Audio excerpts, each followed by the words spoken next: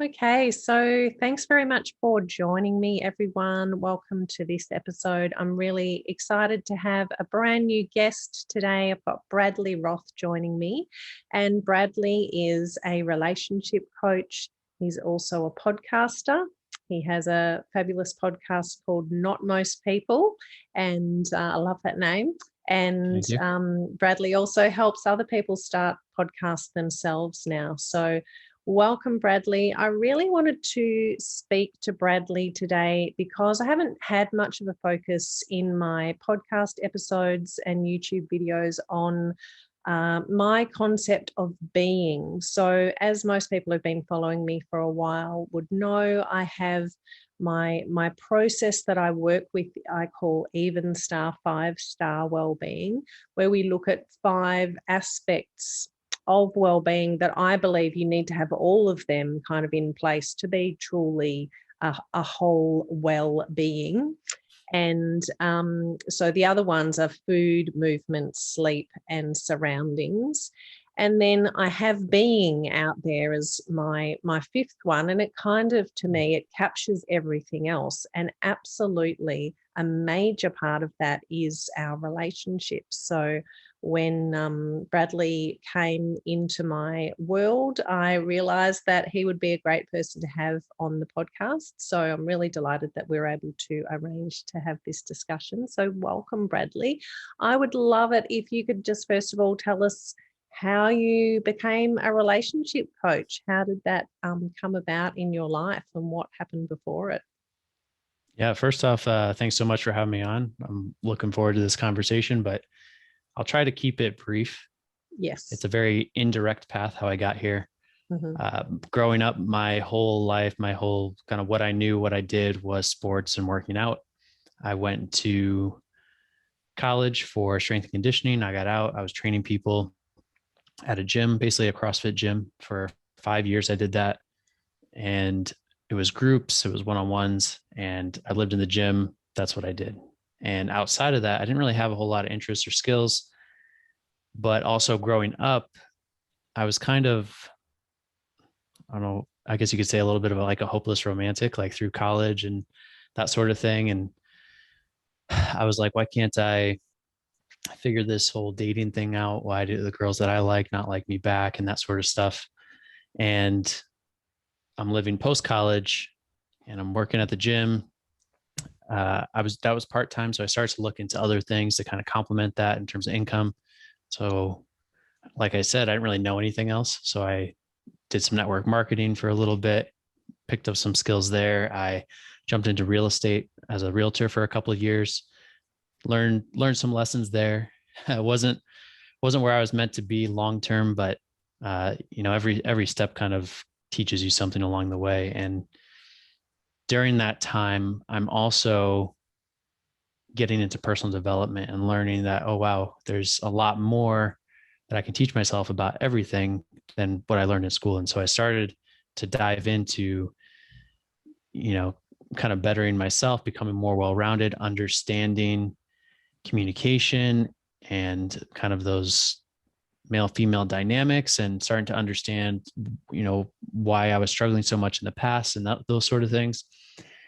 And so as I started to kind of gain confidence and,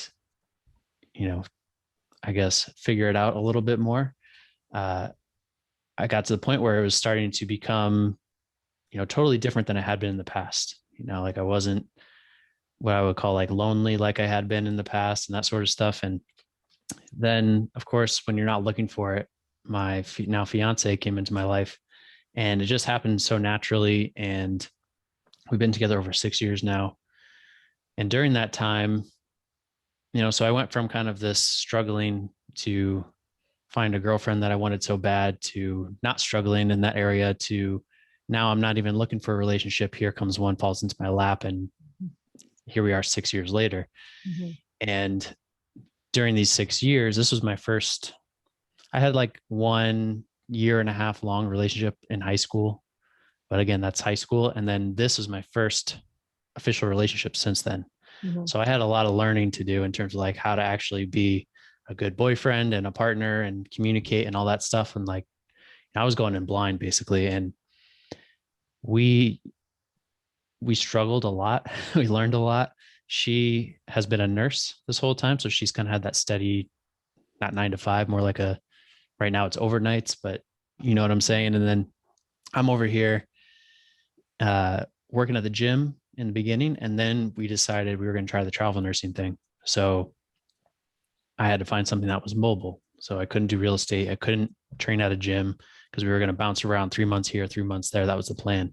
Mm-hmm. And so we started off doing that. I, again, during all this personal development, kind of discovered entrepreneurship, marketing, sales, these things that I had to learn a little bit of when I was a realtor.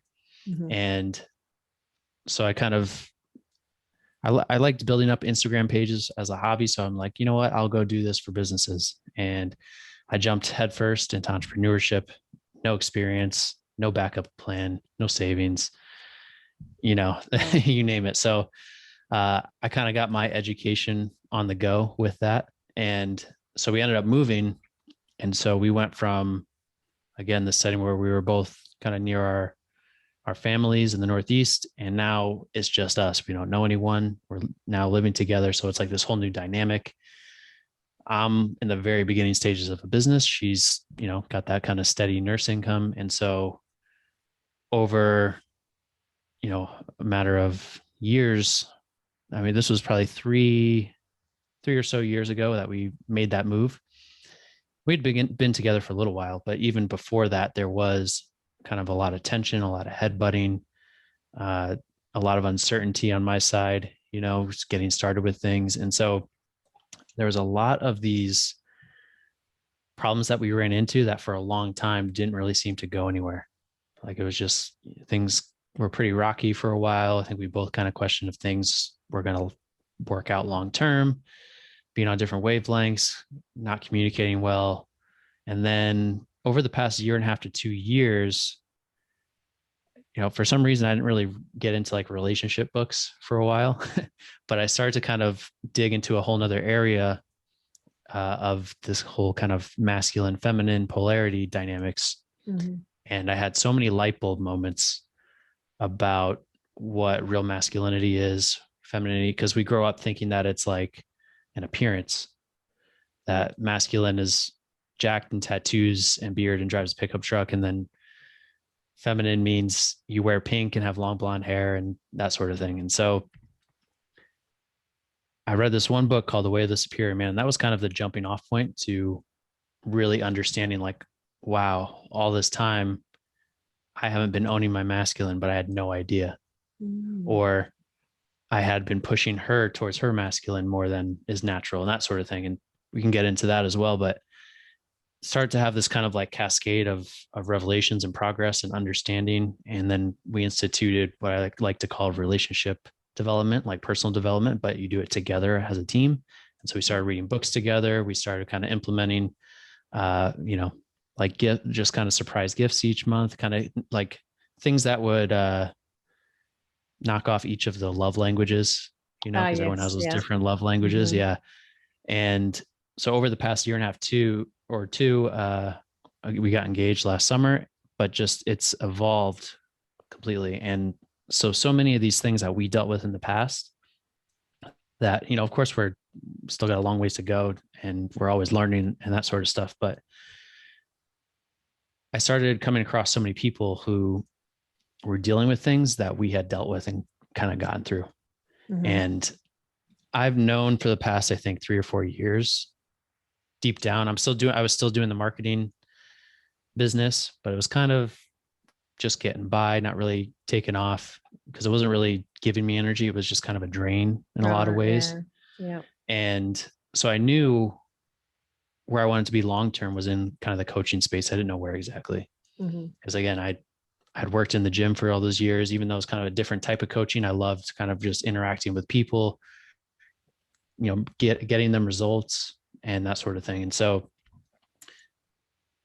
I had this idea for the podcast, not most people. And I had the idea probably 2 to 3 years ago, but I kind of sat on it, marinated with it. I didn't really know what I wanted to do with it. Podcast wasn't on my radar.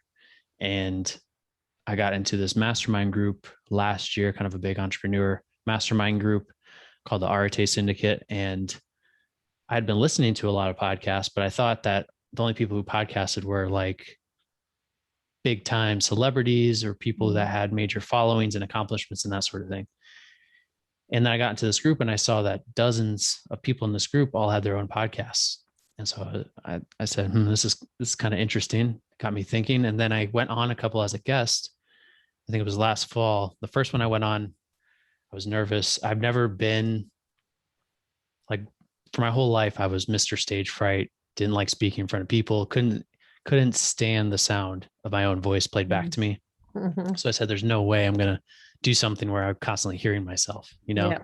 And I go on the first podcast. I'm nervous. It goes okay. It's kind of about marketing. Again, I was in marketing, but I didn't love marketing. And then I went on another one. And this one, we got into kind of mindset and entrepreneurship and my story and that kind of stuff. And an hour plus later, we're still rolling, having fun. And it was right after that, back in November, that I got off and I said, you know what? Not most people is going to be a podcast. And initially I said, I'm going to do this as just a fun side passion project. Yep. And still do the marketing. And then eventually, once I see the marketing through, then I'll go into coaching, which is what I really want to do. So I was kind of following my brain instead of my gut. Yeah. And then I got the podcast. So in November, I said, I'm going to launch it by January. January rolls around. I start getting into it. There's a whole lot more that goes into it than you think initially, as you know. Yeah. And it took me until mid-March to get it launched. But once I got it launched, I started really enjoying it. I started getting a lot of feedback. People were saying, wow, that episode really opened my eyes to this and that. And you sound like you've been doing this for a while. And, so I was like, wow, 3 years of marketing, I never got nearly that kind of feedback. It's different because it's B2B and that sort of thing. But yeah, the positive reinforcement on that, I found myself spending more and more time on the podcast and less time on the marketing business. And after, maybe like a month, I said, you know what? I'm going to listen to my gut and follow my gut and go into coaching sooner rather than later. Why just put off the inevitable? And so it's kind of, I'm a highly logical person. And so sometimes I have trouble trusting my intuition, my gut, and I kind of let the logical part override everything. Yeah. And I was like, oh, well, if I walk away from that, I'll be a failure. Or if I switch, that means I failed that business. It's like, no, sometimes it's just, you need to change it up or move on to something better. And so I decided to move into coaching. At first I said I was going to do relationship and health coaching because I have a background in health and fitness and all that. Yeah. But then I said, you know what? There's a lot of that out there. It's really easily accessible. There's a much bigger need, in my opinion, for relationship help. And it's harder to find, especially good relationship health. And so, and I also had more of an interest in that.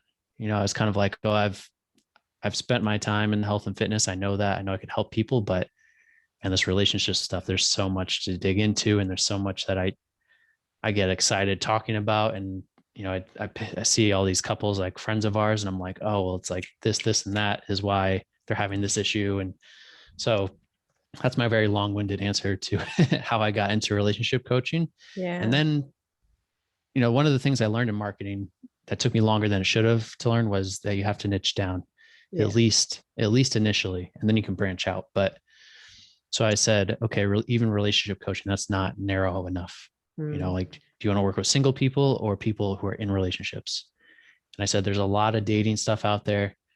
There's not as much for people in relationships. And so, plus that's where I am. And so I want to relate to that. I do eventually down the line want to help kind of those guys in their 20s who are like, I'm a nice guy, why isn't it working for me? Because that's where I was, but working with couples in long-term relationships, and particularly where one or both of that couple is an entrepreneur, because that's that dynamic that we've dealt with, and there's some unique challenges that come with that. So that's my kind of specific niche. Yeah, because that was certainly one of the questions I had was, why did you choose to work with entrepreneurs specifically? And is it just mainly because that's your own personal experience? Yeah, I would say it's my experience. And so I can help with those kind of unique challenges that they come up with where, most entrepreneurs who are working very, very hard on their business tend to let these other areas like health or relationships slide. Yeah. And finding that balance and learning to communicate and all of those things. And then also entrepreneurs, that's kind of who I am. That's mostly who I know. And that's just the kind of people, they're growth minded. That's who I like to spend time and work with. Yeah. So, Yeah. yeah. Okay, cool. And so when you say there are particular challenges for people who are entrepreneurs and, needing help with their relationships, what would you say they are? Well, one of the really big ones, other than kind of finding that balance in terms of time, is you as an entrepreneur typically have this grand vision that you're pursuing. And if it's worth pursuing, it's usually going to take a while. Like entrepreneurship is a long-term game, right? It's not like your quick win game. You might take months or years before things start to pay off, right? Yep. And you have this vision and you can see it, but a lot of times your partner can't see it. And you think that you've explained it to them. And you think that they should just get it and that they can see it clearly like you do and all that, but they can't. Yep. And so that's a huge part, is getting on the same page there in that vision. So relating it back to your partner, how they fit into it. Because a lot of times they like to say, oh, I'm going to do this, I'm going to do that. And they're like, well, I'm here too. How do I fit into this picture? Yeah. Or are you going to outgrow me? And, all these concerns. Yeah. Yeah. Yeah. So it comes down to really shared values and also, being able to share the vision to some extent so that you're bringing your partner along with you. Yeah. For sure. Yeah. So, and just another question I had on your, kind of how you got into this would be, what would you say to people who say to you, well, you're pretty young, like, why should I take advice from you? Yeah, and I get that. I'm turning 30 this month, so I am I am a lot younger than a lot of people I talk to and work with, but a lot of times I just kind of have to prove it. Yeah. Through the content, or I say, let's have a conversation, and leave the conversation, say, okay, like, what you're talking about. And so I think that's just something that the odds might just be stacked against you a little bit more. You might have to work a little bit harder. But also, we've been together for over 6 years. So it's not like it started yesterday, and so that's the first question people always ask. Oh, how long have you guys been together? So, so 6 years, and then you just got to win them over, honestly. Because there's a lot of people who are skeptical of, oh, who's this guy in my 20s? He hasn't been married with kids. And that's the one thing I can't say obviously I grew up in a family I had 3 sisters and that sort of stuff, but I haven't had my own kids. So I don't really get into the parenting side. And I know that there's a lot involved with that as well. But otherwise, almost everything that these people bring to me, I'm okay, I've seen that, or kind of worked through that in some capacity. Yeah. Cool. Yeah. I mean, you certainly don't want a relationship coach who isn't in a relationship. So, right. Yeah. And it's kind of like the whole results-based versus evidence-based argument that, I have a lot in my area where, you're going, well, just, wait and see the results of this work we're doing, as opposed to the evidence that I'm only 30 and blah, blah, blah. So, good for you. Yeah. Thank you. Yeah. I think age is really a number. I mean, like, I know some people in their early 20s who are 10 times ahead of people in their 50s. Absolutely. Yeah. And, and almost in a way as well, being an entrepreneur is, it's kind of a youthful thing in a way, isn't it? You know, it's this whole starting, it's got a totally new vibe to it, and you've got to almost have that real youthful energy. So We do. I think, you know, energetically you're probably aligned to those people anyway, even if they're many years older than For you. sure. All right, so let's get into relationships a bit. And, you know, I'd love to, because, you know, my whole focus is health and well-being. So I'd love to get some thoughts from you on how you feel that relationships can really affect our well-being. What do you think people need to be aware of? And what you mentioned before as well, so true about people who just get so tied up in their work, especially when they're self-employed and don't spend enough time focusing on relationships. Absolutely, I can myself vouch for that. So yeah, but I'd love to get from you, yeah, what how you feel relationships affect our well-being, first of all. I mean, they affect our well-being just like any area of our life affects our well-being. So if you're working or you're in a business and things aren't going well, you're losing money, you feel stress on that end, nothing else, it's going to be really hard to enjoy the other areas of your life when you have that weighing you down. Likewise, you might have a great partner, you might have a great business, but if you're overweight, if you're tired all the time, if you're unhealthy, that's going to kind of hold back everything else as well. And then same thing with the relationships. Think about, like, relationships are such a roller coaster. You have great days, you have terrible days, you have days when you can't be away from that person, then you have days where like you can't be near that person, right? And hopefully it's more of the former and less of the latter, but those days where things are going well, it's like you're on top of the world, right? Like things are great. And if your relationship, if you're in a fight, you try and you go and like operate and you're like, oh, I'll just kind of compartmentalize that and not think about it. But you know, we've all tried that. It doesn't, like when your relationship's not great, it's impossible for your life to be great. It You know, and infiltrates everything. Yeah. yeah, exactly. So I think with the relationships, a lot of it comes down to like dealing with things early, you know, because your health and your fitness, like it, you know, we talk about wellness, it takes time. If you let things slide, like the longer you let it slide, the longer it takes to get back, right? And same thing with relationships. A lot of times we'll try to just kind of push things to the side. Oh, we'll deal with it later. Oh, if we don't talk about it, it'll go away, and that sort of thing. But it grows, it festers, and gets worse. And so, you know, it's really, I think the separator between, I mean, there's a lot of separators, but one of the really big ones that I see is people who deal with stuff early on and have those difficult conversations versus push them off and, you know, oh, if we don't talk about it, it goes away. But then eventually it comes out in other not so pleasant ways. And that's how we were for a long time, because we have this mentality naturally that we don't want to hurt our partner. Yep. Oh, we love them. We don't want to hurt their feelings. We don't want to make them upset. And so we don't say a lot of things that need to be said. And obviously we need to be tactful about it and approach things in not a blaming way. And there's a whole lot that goes into that, but it's, I mean, I kind of lost my train of thought there for a second, but what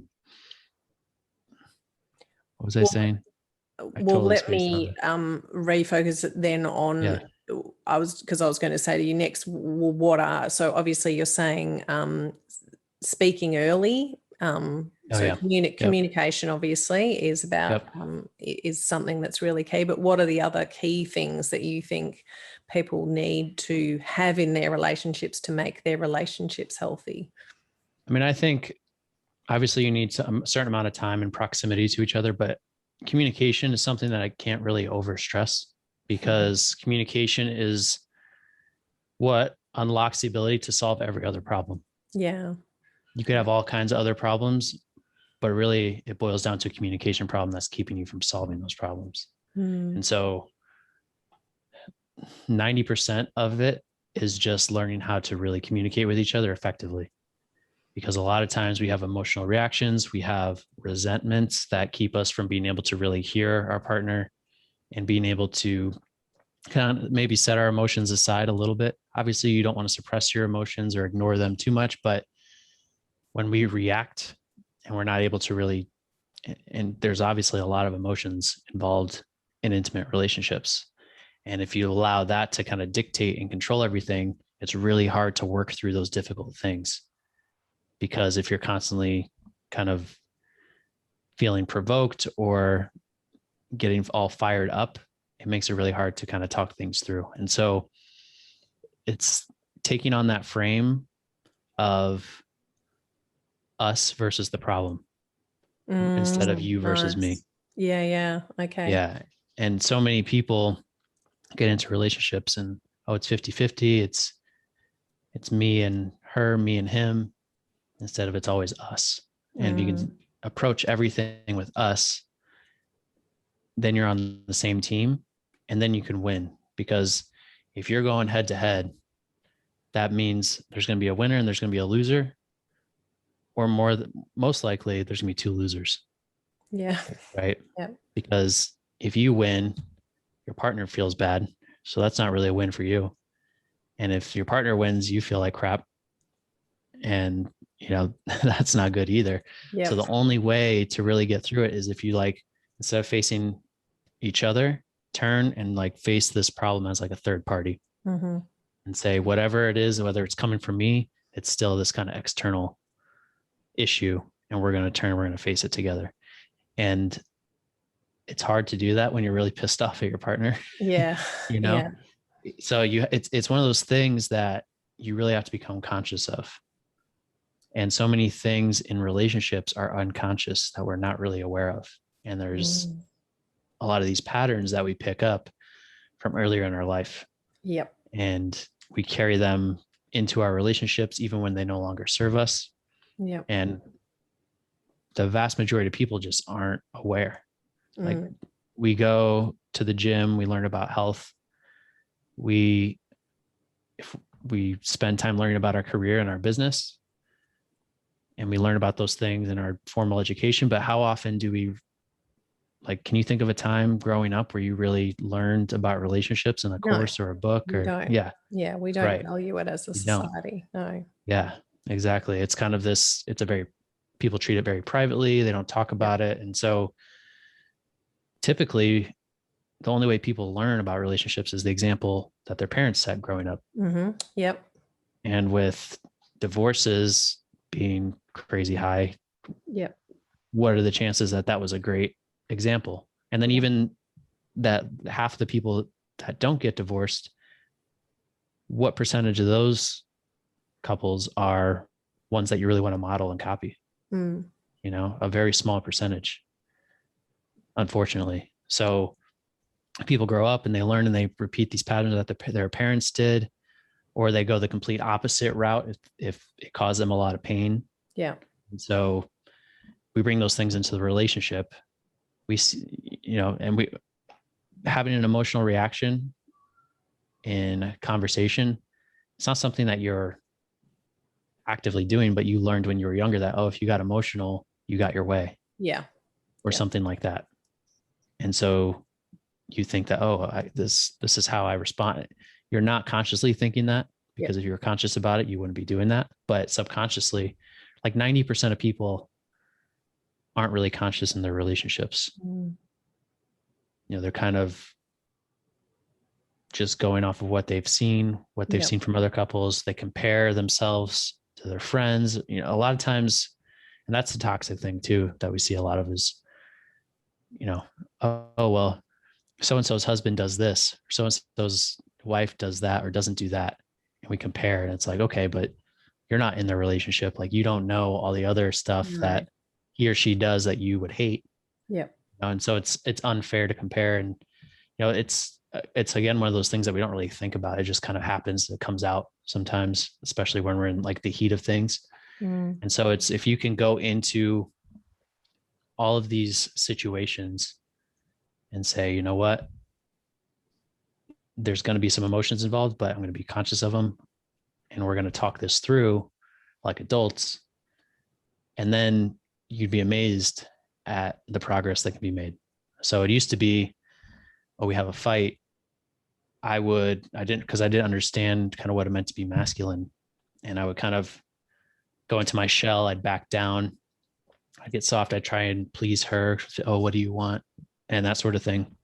Whereas what she was looking for as a feminine woman is she wants me to stand up, not be swayed, be like, here's what we're doing. We're focused, right decision making, be strong, be present, all that kind of stuff, instead of kind of like shriveling and shying away and getting soft.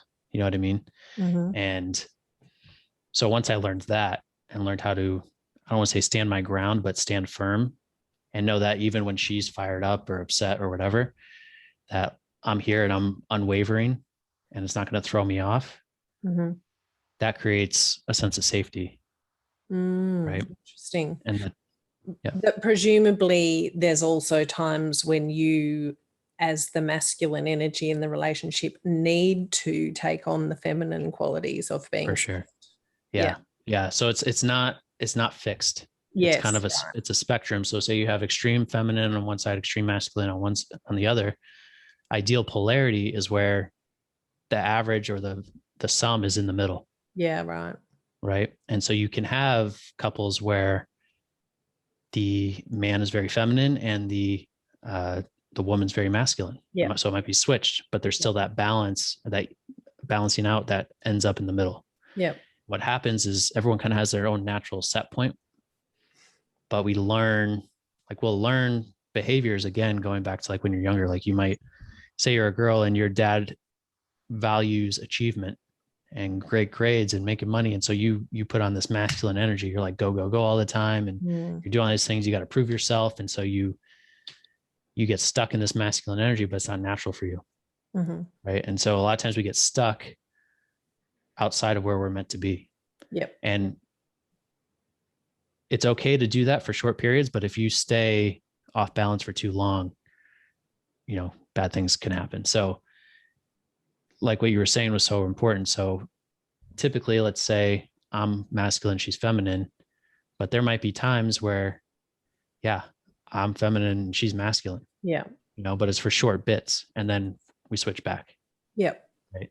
So like someone just needs like a shoulder to cry on one day, right? And they go to that kind of feminine and they need someone else to be that shoulder to cry on. Yes. Right. Yeah. And then, when you can be conscious of that, and like I said, 90% before, there's such a small percentage. It's growing. I think people are starting to kind of understand the stuff a little bit more, which is cool to see. Yeah. But still there's so much. Like for years, I was acting in the feminine. I was the nice guy. I was the pleaser. I was, oh, what do you want to do? I didn't make decisions. I was, deferred and that sort of thing. And that's why there was so much tension and headbutting. Yeah. And then, on the flip side, she's a nurse. She's an ER nurse. So when she's at work, she's like, pedal to the metal, like we got to get stuff done. Yeah. And then brings that home sometimes. Right. And so we were just like way out of whack, Yeah. And so once I started to understand that, I could kind of be like, okay, I'm going to consciously work on, and, I grew up, I was homeschooled for a while. My mom was probably the dominant personality with my parents. And I also had 3 little sisters.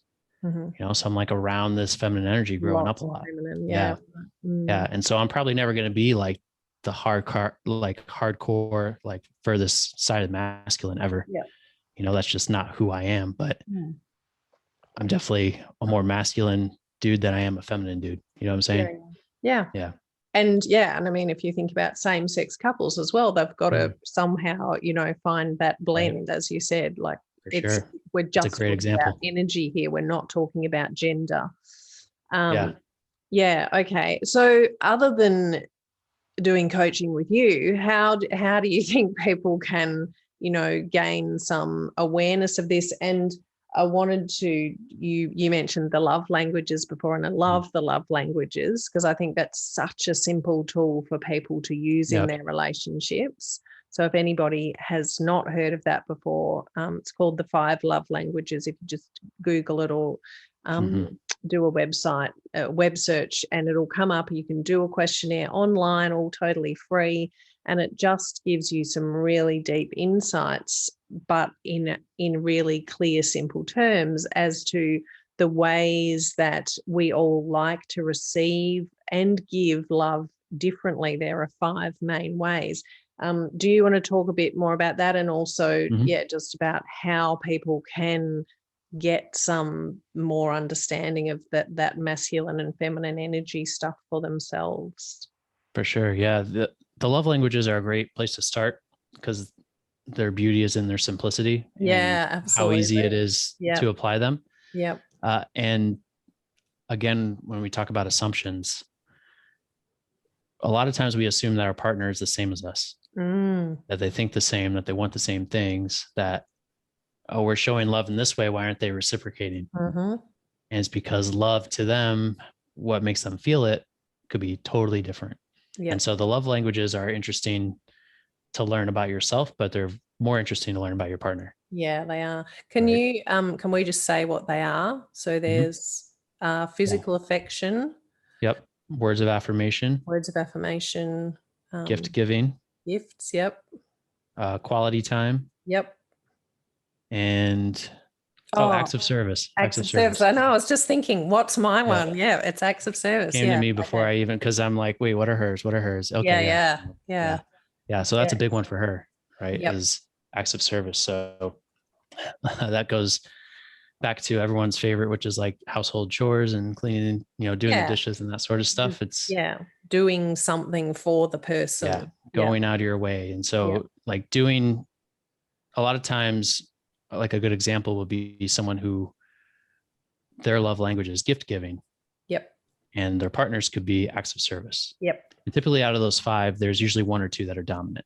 Yes. And the one, like, so you might be getting your partner all these gifts and be like, oh man, they should be super happy. And it's like, no, they care more about like going and picking them up coffee, without them asking, or taking out the trash, or that, stuff like that, like showing that like you're willing to take action, go out of the way. Like there's that total disconnect if you're not aware of that. Yeah. And so for years it was, I'm the messy one and she's the clean one. And so it was, why aren't you doing the dish? You just do this to piss me off. I'm like, no, I just don't get why it's important or whatever. And then it finally clicked once I got into the love language. Oh, this is, it makes her feel good when I do this for her. Yep. It's not about the dishes specifically. Yeah, that's right. It might be a little, but it's more about the acts of service. And so now I'm conscious of that. I say, okay, man, I don't feel like doing this right now, but I'm going to clean everything up before she gets home from work, because I know it'll make her happy. Right. Versus, and then spending quality time. Yep. So, and quality time, the key word in that is quality. A lot of people spend time, but they don't spend quality time. So this goes for both sides, but a lot of times when, let's say, generally speaking, when the woman gets mad at her husband, oh, why aren't you paying attention to me? Why aren't, what are you doing? When the guy's on their phone, the guy's like, well, we're together, we're here, we're spending time. Yeah. But like, if you're not present, that doesn't really matter. Right. And so it's just, I'm very conscious of like, okay, if we're together and let's say we're a bit like, so I work during the days, I usually work till I work late. If she works night shift. So she heads out at, let's say 6 or 7, gets back at 7 in the morning, right? 12-hour overnight. Those days that she works, I usually work till like 10 PM if she's gone working. Cause I'm like, what else am I going to do? And then when she's not, so we have these like kind of very different schedules. Yep. And so we have to be conscious of, and I know a lot of people out there can relate, working 2 jobs, you got kids, all that stuff. And so you have limited time. And the best way to maximize that time is to be like, okay, we only have 15 minutes together, but we're going to be fully present. And so days that she goes to work, we'll eat, like in the evening, like 5 PM, we'll have breakfast, because it's her first meal of the day, because she sleeps in that to the afternoon. And even if it's just like, 20 minutes or whatever, that's like our time together that day. And we, catch up, whatever. So people think that, oh man, like, how do I make all this time? Especially again, entrepreneurs, I don't have all this time. It's like, okay, you know what, if you can spend 10 minutes of being like fully there, that can be like Yeah. 6 hours of being halfway there. So true. Yeah. Yeah. Yeah. No phones, no screens, just actually, talking and listening to each other. Yeah. Yeah. Yeah. And then once you like, you can almost come up with a list of ways, get creative, like with those love languages. Like some of them, once you're conscious of it, like if your partner, it's words of affirmation, like you want to cheer them up, give them a compliment, like it's so easy Yeah. and they'll light right up, Yeah. if if their love language is gifts, then I guess you better keep working hard, but But it doesn't but even have it to doesn't be always have to be something you big and spend grand, money on. right? No, Right. exactly. It could be, Yeah, you can get creative. you pick a flower out of the neighbor's garden on your walk home or whatever. Yeah. It's Right. giving them Yeah. something is what lights them up. Yeah. Right. Yeah. So you can be something small. Yeah. And then let's say quality time, again, being present, scheduling those date nights that we always hear about, right? Yeah. Spending a weekend away. So a few of the things we tried or that we try to do, and we're not always, we don't do them 100% of the time, if we're being honest, but we try every month. Sometimes we'll be like, okay, we're in saving mode, we're not going to do this, but generally we say one just gift a month, like surprise gift, big or small, whatever. No reason, no occasion. We like to try and read a book together, like a relationship based book, and then talk about it together. Or even if we don't talk about it, at least we're, on the same page and kind of have similar revelations and that sort of thing. Yep. We try to schedule each month or every other month going away for the weekend, like just us, to spend that quality time. Right. And so we try and kind of work in these different things on a routine basis. And there's definitely been like a shift. Again, to say we even accomplish those things every other month is probably a stretch, but the fact that it's on our minds and we're doing it still, like the intention. Yeah. With intention over time, it adds up. Yeah. Yeah. Great. And so are they your kind of key things that you would recommend to people? I guess, because this is a short,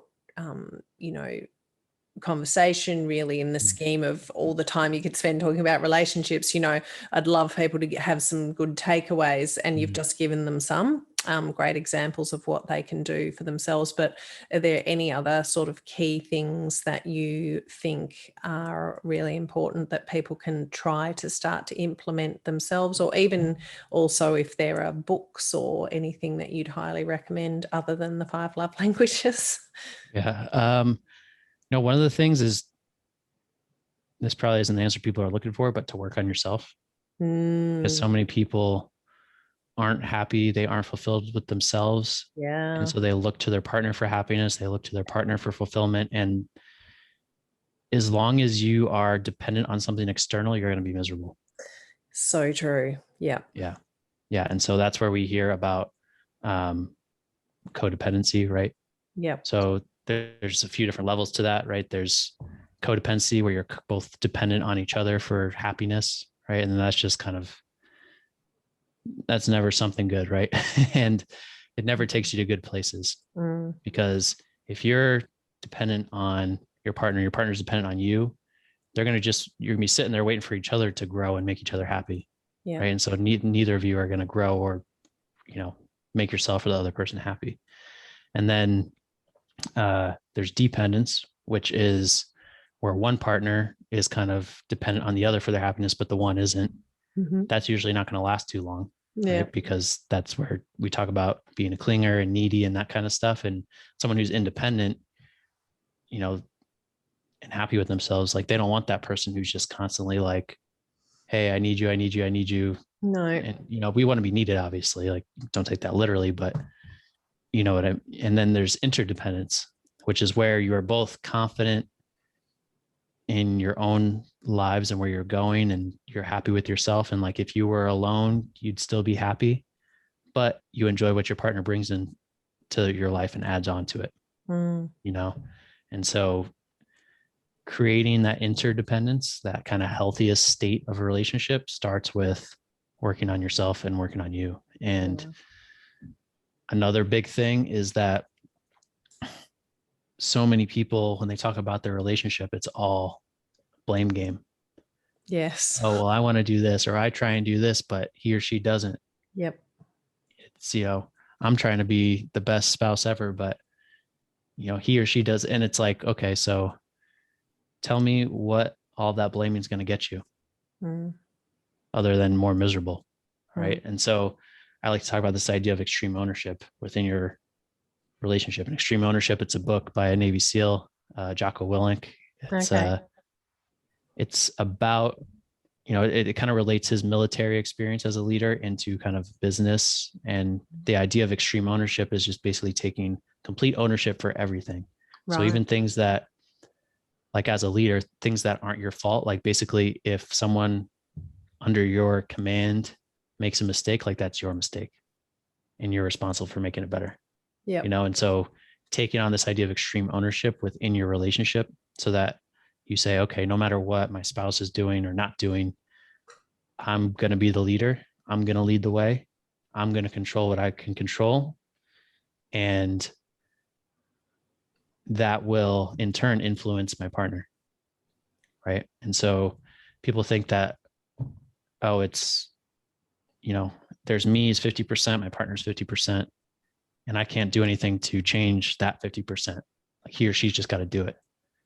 But it's like, no, if you take ownership, you take responsibility, and you become a leader in your relationship, like a real leader, like you start those difficult conversations, you accept blame when you need to, you own up to everything you need to own up to. You start doing that, I guarantee your partner's going to fall in line and follow your lead with that. So can we just do a really silly example? So say someone's really annoyed because their partner always just leaves their clothes on the bedroom floor. Mm-hmm. How would you take extreme leadership in that situation? So a good way to do that is, instead of going directly to them and say, hey, I want you to do this, I need you to do this, or you never do this, say, look, I know I'm not perfect. I'm working on this thing that annoys you. Mm-hmm. Right. And I got to do better at that. And if I am going to work on getting better at that, do you think you could do this like to make me happy? Mm-hmm. Right. And so start it with you or something, like admit to kind of something. And so you don't want to like fall on the sword for things you're not doing, but we can all find things that we can improve upon. And so when you say, hey, look, I'm asking you to do this, I know I'm not perfect and I'm working on this as well. Yep. Like if you always do it, when it's us, it's, I'm not calling on you and saying I'm perfect. Like I got stuff I'm working on and I'm dealing with too. Mm-hmm. And then next time she wants to yell at you for something, she's going to be like, oh, I should I should own up to something too. Right. Yeah. And so it starts this kind of reciprocal, elevation of each other. Yeah. I see. Okay. Yeah. Great. Okay. So the book was called Extreme Ownership. Did you say? Extreme Ownership. Yeah. And again, it's more of a business book. Yep. And like sports and military, but you can kind of adopt a lot of the same ideas and strategies into your relationship. And I was going to ask you, so you work with entrepreneurs, but do you work with them on professional relationships as well as their personal relationships? Not really. No. A little bit, like some of those things will come up, but for the most part, it's with your partner, with your spouse. Because I mean, when we're talking about these learned behaviors, these patterns from literally, when we're newborn, sometimes, it is going to have an impact on people's, relationships, not just their romantic relationships, isn't it? So, a lot of the dynamics are the same, principles are the same. Yeah. But a lot of times, if that's their issue, they will turn to some sort of business coach or business resource, because there is a lot of talk about dealing with partners and employees and managers and all that kind of stuff. Yeah. And so I kind of let that realm be that realm. Yep.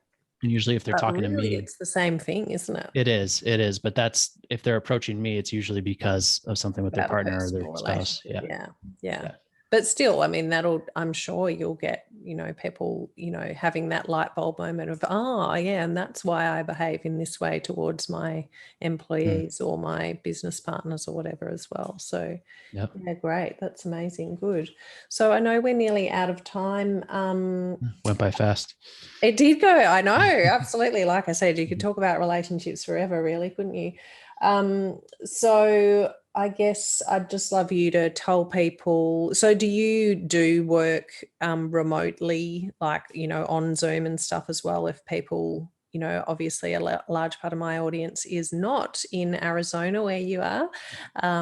Although I do have quite a bit in the US as well, but can people still work with you if they want to remotely?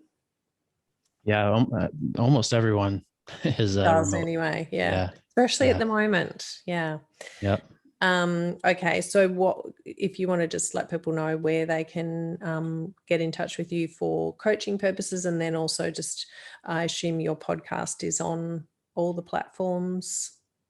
Yep. Yeah. So the podcast is Not Most People. The website just came out for that also, which is notmostpeople.net if you want everything kind of in one spot. Mm-hmm. And then personally, my main relationship website is almost done, but Mm-hmm. right now it's really easy if you just connect on Instagram, and that's Okay. just at Bradley_Roth. Okay, great. And with the podcast, what kinds of people are you interviewing? All those people who are not most people, presumably. Yeah, it's a very wide range. I'm not really niched in terms of what type of people, but Yep. niched in terms of the philosophy. And so not most people to me is, if you looked at it like a Venn diagram and there's two circles that are overlapping, one circle is all about being successful, elite, kind of in that top small percentage. And then the other side of it is anti-groupthink, challenging the status quo, Mm. thinking for yourself, all that kind of stuff. And so not most people is the overlap. So not being part of the crowd and being elite. Amazing. Yeah. And so anyone who can kind of fit well into one of those categories, or if they're successful, what do they do kind of differently than everyone else? And Yes. yeah. Okay. Yep. Yep. Okay. Like the Australian boxer that I'm really following in the Olympics, because my kids are mad about boxing, who's always talking about how he does ballet and karaoke as well as part of his training for boxing. So you should interview him. Yeah, send me his name. All right. Well, thank you so much. I really appreciate your time today. Hope you have a lovely evening where you are. And yeah, take care out there in this COVID world. And it's been a real pleasure. Appreciate your time. Yeah, thank you so much for having me on. Okay. Thanks, Bradley. See ya. I'll see you.